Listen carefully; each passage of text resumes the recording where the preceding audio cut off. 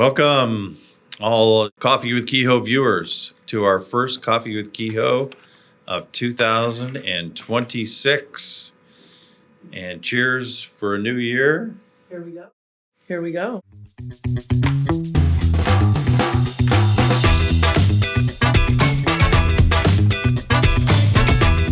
I'm Bill Kehoe. I'm your Coffee with Kehoe host, and I am the Washington Technology Solutions Director and State of Washington State CIO. And with me is my esteemed co-host, and I'll let you introduce yourself. Thanks, Bill. And we just signed your contract for another year. Congratulations. Another year of co-host with Coffee with Kehoe. You made it. I'm honored. You made it. This will be fun. Yeah. For those that don't know me, I'm Amy Pearson. I'm the Chief of Staff to the State CIO and WATEC Director, or better known as Bill Kehoe. Mm-hmm. We had a good year last year. We did. I did. With Coffee with Kehoe, we had great guests, and this year promises to be just as good. So we have a lot of followers and a lot of likes. Yeah. Wonderful. Yeah.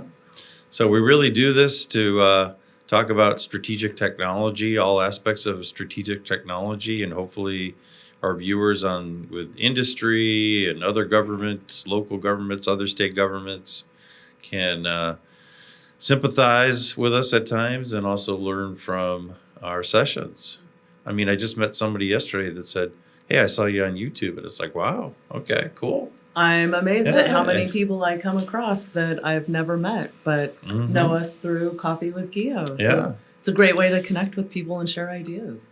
All right. So we are going to start 2026 the way I think we started 2025 with the National Association of Chief Information Officers, CIOs, which is made up of all 50 states and the CIOs from the states. And every year, NASCIO, the organization, puts out a survey and comes out with the top 10 priorities for state CIOs. Now, this is a pretty big deal because a lot of states, including Washington, look to see how well we're aligned with the NASCIO top 10. What initiatives we have moving forward that align with each of the 10 priorities, and where we might have some gaps or maybe some disagreements. It's always good to have some disagreements. It is. I think we've seen some changes based on some, maybe not disagreements, but additional information. Right. So they just came out, NASCIO just came out with their new top 10. So we are going to talk through the top 10 today. And then in the future sessions, we're going to talk about a couple of these and how well we align and what we're doing in some of these areas. So here we go, right? Great. So I am going to start with the top priority. We won't start with number 10 and work backwards. Let's start with the top priority. And we have a new number one priority from NASCIO. Artificial intelligence, Gen AI and agentic AI and machine learning is the new number one of the NASCIO top 10. And it replaces cybersecurity that's been there for, I think, at least a decade. So that's pretty amazing when you think about it, that all the states now are really looking at AI, all aspects of AI, Gen AI, agentic AI, machine learning, and have put that as the number one priority. So what are your thoughts about AI replacing cybersecurity and risk management? Well, I think this change in ranking definitely reflects Washington's priorities, especially when you take a look. We're experiencing our legislative session, and AI bills, AI work sessions has really dominated a lot of the legislative topics and discussions. So I'm not surprised, given the power of AI and the risks associated with it, as well as the innovation of how do we harness this power But I am glad to see it as a number one. I think it's a big issue for states, staff, and the people we serve. Yeah. We'll talk more about Washington and AI, but I will say that, there's been a lot of effort put into governance, putting the guardrails in place, security, privacy. Yep. Protecting Um, minors. Yeah, There's a that's lot of- that's one of the bills Yep. that's actually going to probably make it through. It's a governor's bill. Yep. And so that's been the effort. What I want to see more of now is innovation with AI. I want to see AI really help us with greater resident engagement. I want to see AI help us with internal efficiencies. And that's where I think our state, anyway, needs to start moving a lot faster in that direction. I think we have some good guardrails that we've put in place. There are some examples, some use cases, but I know in WATEC, we're going to be requiring all our teams to utilize AI because it's not going away. No. We don't want to be left behind. And when we're having tough budget times where our staff are challenged to get work done, or in some cases where we have less staff, we have to use tools like this to be more efficient. Agree. And serve our customers in a better way. And really balance that innovation with responsible governance, which, like you described, I think we've done. And we can sit and try to think of every edge use case or everything to prevent against, but that also stifles innovation. And we're just going to have to deal with some of the impacts that we experience as we move forward. So we'll have a whole coffee with Kehoe around AI. Cool. And we'll talk about some specific use cases. But I see a lot of our local governments, I think it's brought local government together with state government. Permitting is a big deal right now. Streamlining permitting, getting approvals on permits out faster to our residents. That's a classic use case for AI, I think, in terms of helping with that streamlining. So there are use cases out there that we'll talk about. And then with cybersecurity and risk management, number two, I think, that's still a high priority in every single state and local government.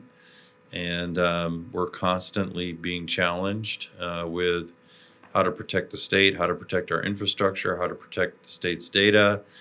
And what we're seeing with cybersecurity is that AI is impacting our ability to do that. We're seeing a lot more sophistication around phishing attacks, spear phishing, where it's targeted at individuals. And so AI is really complicated and made cybersecurity controls much more complex in terms of protecting our state's infrastructure and data. But also we're using AI in cybersecurity for greater controls, greater alerts as well. So it's a double-edged sword there.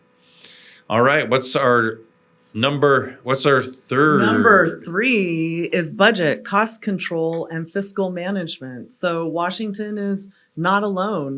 Like many of the states in this nation, they're experiencing deficits. There's both the changes at the federal level, as well as many states are transitioning governors, legislatures, and we're just seeing a real impact to state budgets. And there's a lot of conversation going on at the NASCIO level among CIOs and other professionals about how to get creative, how to get innovative with the cost constraints that we're experiencing. And I think one of the ways we've really tried to, account for the budget is to leverage enterprise services or leverage those common functions and systems so that we're not continually purchasing multiple systems that do the same thing across agencies. So I think these times of difficult budgets are really going to force us to work together better, and we're going to have to for the residents that we serve. Yeah, this is, Washington is really under the gun with budget.